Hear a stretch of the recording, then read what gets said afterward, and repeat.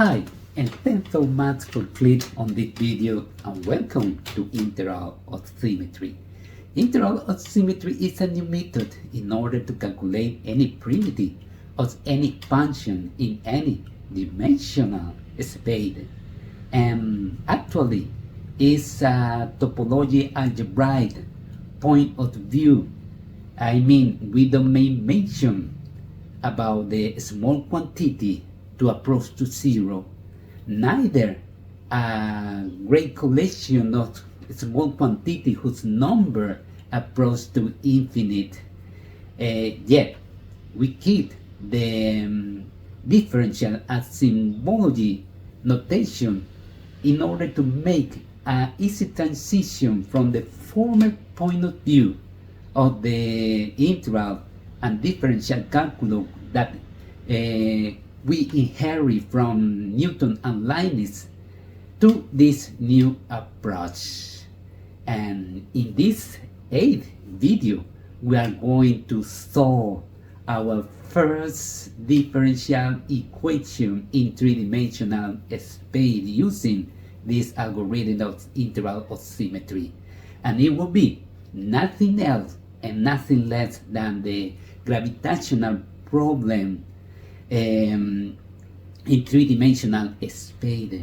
And I assure you, we are going to obtain a solution of this differential equation, the general quadratic equation of the conic in rectangular coordinate. It's not necessary to translate from the rectangular coordinate to polar coordinate, and it won't take more than few minutes and one step in order to be solved. And before to do that, we had to say two or maybe three things that we had not said yet about the integral of symmetry. Number one,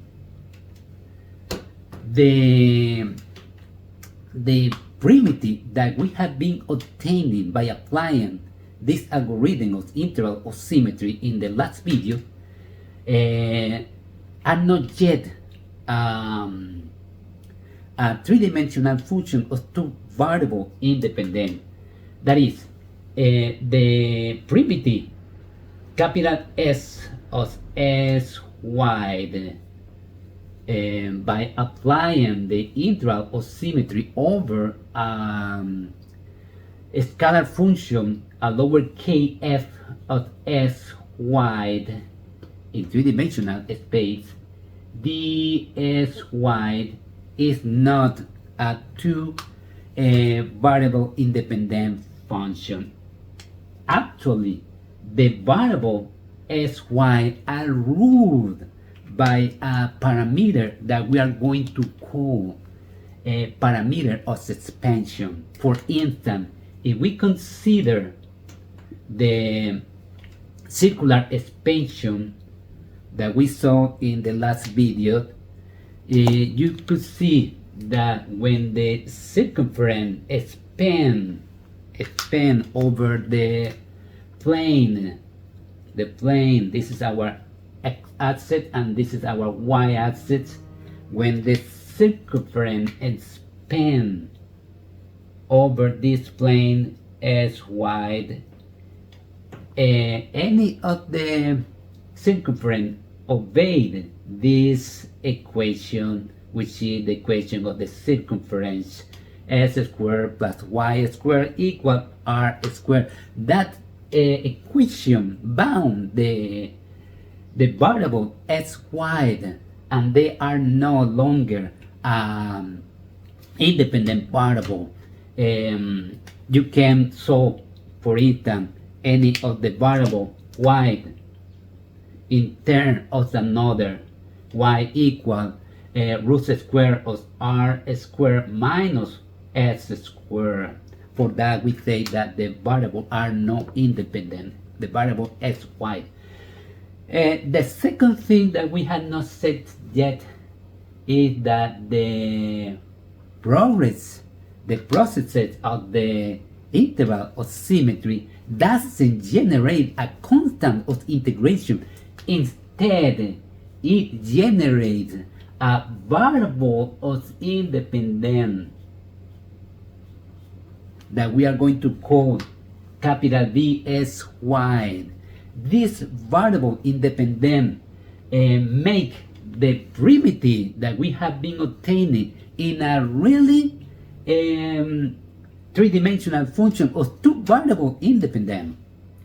For instance, if we consider our circular expansion, you could see when you had any value of s1, for example, you had the same s1 value but in negative value, and they cancel between them. The same if you consider any value of y1 had the same value in the other side but negative, and they cancel between them. For that, we say for integral of symmetry in circular expansion have the following variable independent, which is x. Is a variable independent. Any constant times that value, that time that variable are also a variable independent. The same for the variable y. Any constant time the variable y is a variable of independent, and of course the sum of them is going to be a variable of the independent also. Now there's another thing that we had to say about the integral of symmetry, and had to do when we apply this methodology in order to solve any real problem in any branch of the sign. For instance, if we consider the distance in two-dimensional space in our traditional calculus that we inherit from Leibniz and Newton, this distance is equal to the integral of a function that we call velocity, which is a function of the time t dt. So we have the distance is the integral of that function that we call velocity. If we want to define the same distance in three-dimensional space using the integral of symmetry, we had to define another function. We say capital V, a function of the variable t, and another variable that we don't know, dtu. This is the problem we had to face anytime we want to apply this concept to any branch of the sign. We had to revalidate the concept allowed of the sign in order to apply this new approach. Now, let's solve our differential equation. We are going to do it in parallel, both two-dimensional space and three-dimensional space in order to compare the process. And in two-dimensional space, that problem of two-dimensional is when we had a planet here, and this planet acts over an object, and that object moves only in a straight line at distance s 1 degree of freedom. In three-dimensional space, that problem means when we had the same planet, but the object can move around the planet in two-dimensional space and took degree of freedom on the plane.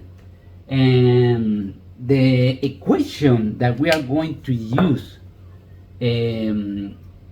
had this following quantity that we know as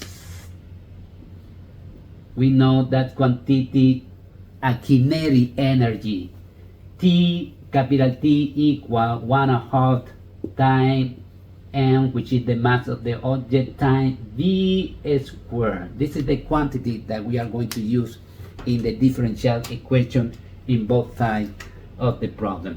And in two-dimensional space, we know by the gravitational law of Newton that dt ds, the derivative of the kinetic energy respect to the distance is going to be equal minus capital G, which is the universal constant of gravitational, time capital N, which is the mass of the planet, time lower km, which is the mass of the object, over the distance to a square, s square. This is the gravitational law of Newton. Now, in this point is when we had to revalidate the concept and law of physics in order to make an equivalent equation in three-dimensional space. And I'm going to do it in the following. Capital D is the difference, is the operator of differential in three-dimensional space. We use the capital D in order to make a difference with the differentiation in two-dimensional space. This is the operator, which is the inverse of the integral of symmetry. The s wide in circular expansion. I'm going to explain a bit late why use circular expansion. T, which is the same kinetic energy, is going to be equal to another constant time capital N, which is the mass of the planet, and the lower km, time lower km, over single arc, which is the distance between the planet and the object, and in single without exponent, only r. Why I say that?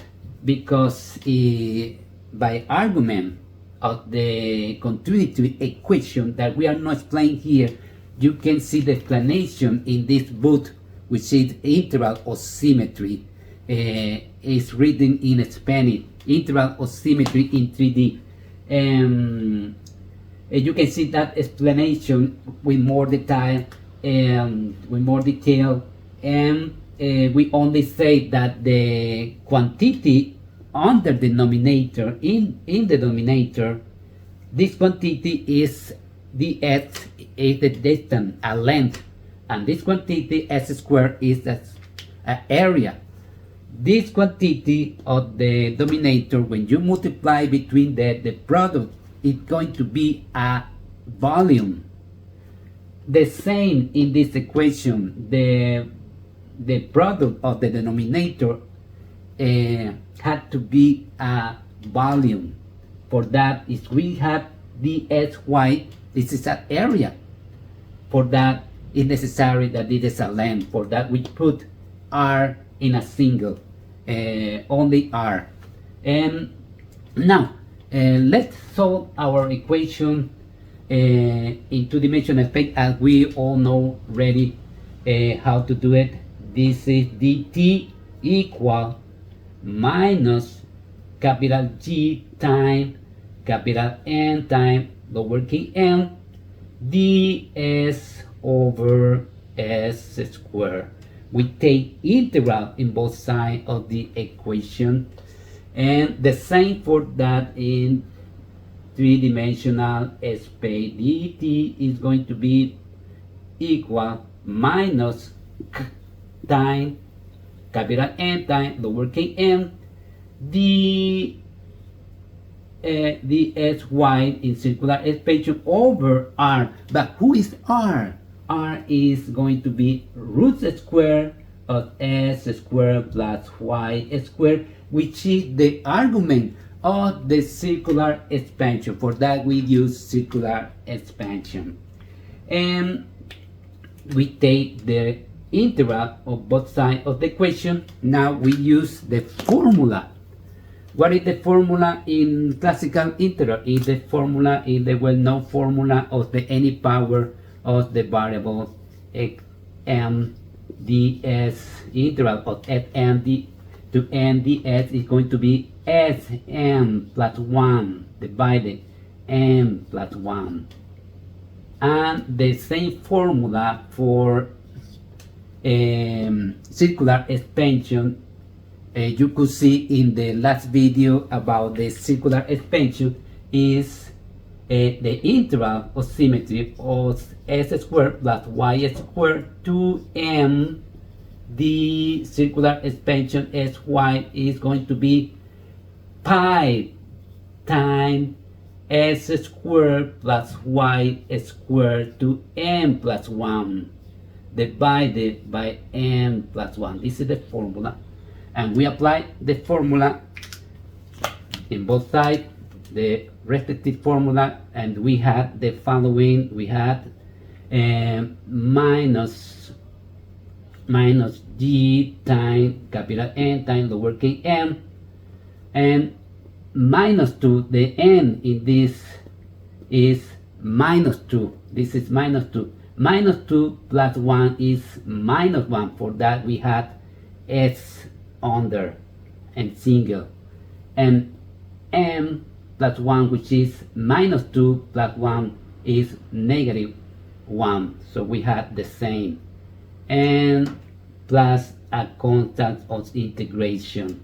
So we had that t is equal to g times capital N times lowercase n over s plus a constant of integration. In the same way, we know that this power, this exponent, compare this equation, this exponent is going to be minus 1/2. Minus 1/2 plus 1 is positive 1/2. So we had t equal minus times capital M times lowercase m, and root square of s squared plus y squared divided by 1/2, and plus a variable of integration, which is as we saw in the beginning of the video, ax plus by. And now the problem is already solved. Why do I say that? Because if we remember the high school math class, we know in analytic geometry that this equation of this minus root square of s squared plus y squared is a cone. This is a cone, and this negative means that the cone is inverted. Inverted cone. Invert cone, which is something like this. This is the cone, and this is the plane. A plane that can